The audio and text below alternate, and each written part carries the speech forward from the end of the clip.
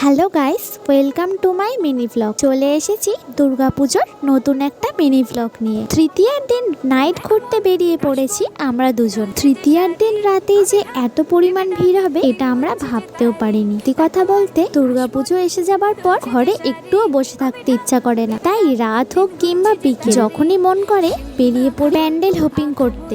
তাহলে দেখে নেওয়া যাক কি কি প্যান্ডেল হপিং করলাম। বলো বলো দুর্গা এলো, বলো বলো দুর্গা এলো, বলো বলো দুর্গা এলো, দুর্গা এলো, দুর্গা এলো, বলো বলো দুর্গা এলো, দুর্গা এলো, দুর্গা এলো।